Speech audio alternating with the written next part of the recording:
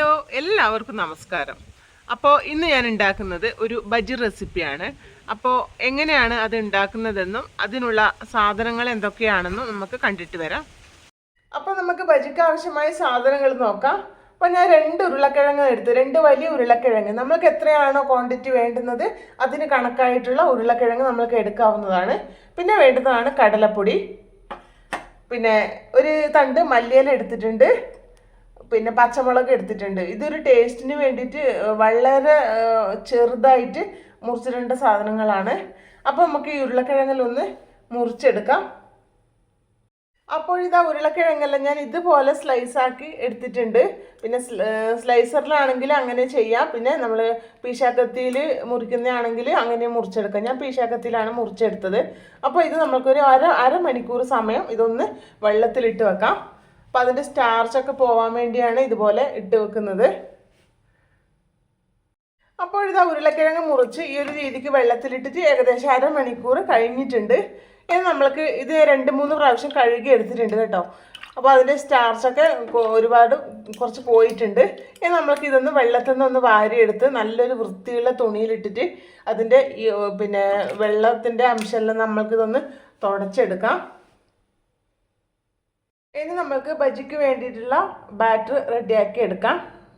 അപ്പോൾ അതിനായി ഞാൻ ഈ ഒരു ബൗളിൽ പിന്നെ കുറച്ച് കടലമാവ് എടുത്തിട്ടുണ്ട്. അപ്പോൾ നമുക്ക് അതിൻ്റെ കിഴങ്ങിൻ്റെ ക്വാണ്ടിറ്റിക്ക് അനുസരിച്ചിട്ട് നമുക്ക് കടലമാവ് എടുക്കാവുന്നതാണ്. അപ്പോൾ ഞാൻ ഇതൊന്ന് ഈ പാത്രത്തിലേക്ക് ഇട്ട് കൊടുക്കാം. അപ്പോൾ ഇനി നമ്മൾക്ക് വളരെ പൊടിയായി അരിഞ്ഞ് വെച്ച മല്ലിയിലയും ഒരു പച്ചമുളകും ചേർത്ത് കൊടുക്കാം.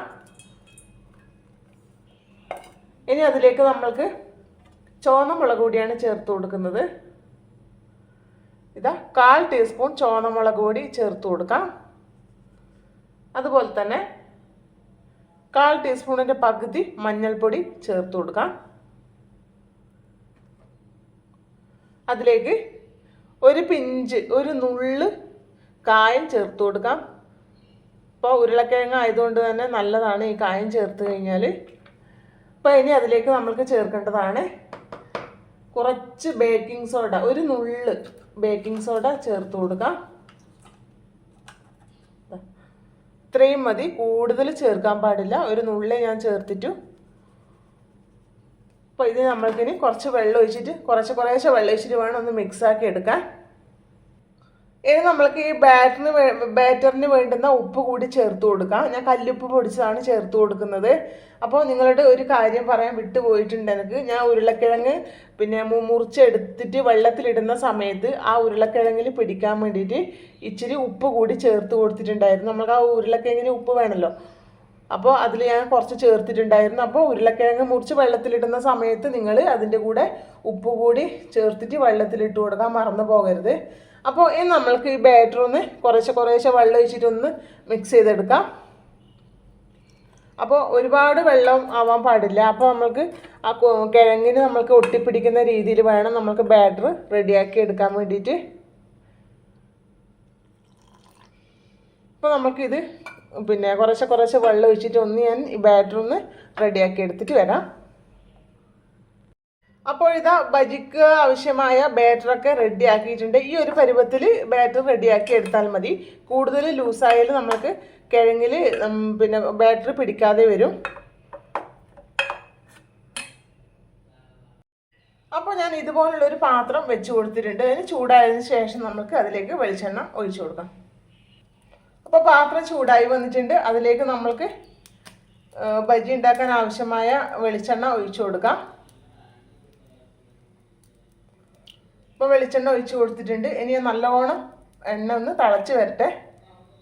നമുക്ക് ഈ ബാറ്ററിലോട്ട് ഓരോരോ ഉരുളക്കിഴങ്ങിൻ്റെ പിന്നെ പീസ് മുറിച്ചെടുത്തത് വെച്ചിട്ട് നന്നായിട്ട് മിക്സ് ആക്കിയിട്ടൊന്ന് ആ തിളച്ച എണ്ണയിലേക്ക് ചേർത്ത് കൊടുക്കാം. അപ്പോൾ എണ്ണ നന്നായിട്ട് ചൂടായി വന്നിട്ടുണ്ട്. ഇനി നമ്മൾക്ക് ആ ബാറ്ററിൽ മുക്കിയ ഉരുളക്കിഴങ്ങ് ചൂടായ എണ്ണയിലേക്ക് ഇട്ട് കൊടുക്കാം.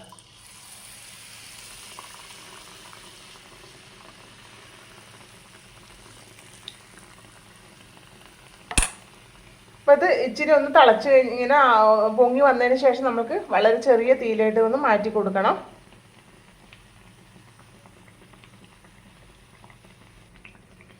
തിരിച്ച് തിരിച്ചും മറിച്ചും ഇട്ട് കൊടുത്തിട്ട് അതൊന്ന് നമുക്ക് ഫ്രൈ ചെയ്തെടുക്കാം.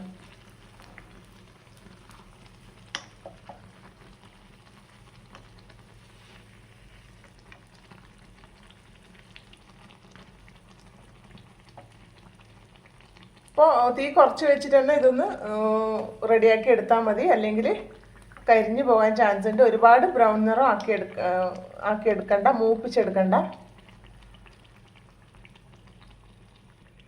അപ്പോൾ ഇതാ നമ്മുടെ ഏറ്റവും ആദ്യം എണ്ണയിലേക്ക് ഇട്ട് കൊടുത്ത ബജി റെഡിയായി വന്നിട്ടുണ്ട്. കണ്ടോ, ഈ ഒരു പരുവത്തിൽ റെഡിയാക്കി എടുത്താൽ മതി. ഒരുപാട് പിന്നെ ഇങ്ങനെ കരിഞ്ഞ മാതിരി ആക്കി എടുക്കണ്ട. ഈ ഒരു ഇതാണ് കറക്റ്റ് പാകം. അപ്പോൾ ഇത് നമ്മൾക്കിനി വേറൊരു പാത്രത്തിലേക്ക് വെച്ച് കൊടുക്കാം. അപ്പോൾ അടുത്തത് നമ്മൾക്ക് ഇതുപോലെ തന്നെ ചെയ്തെടുക്കാം.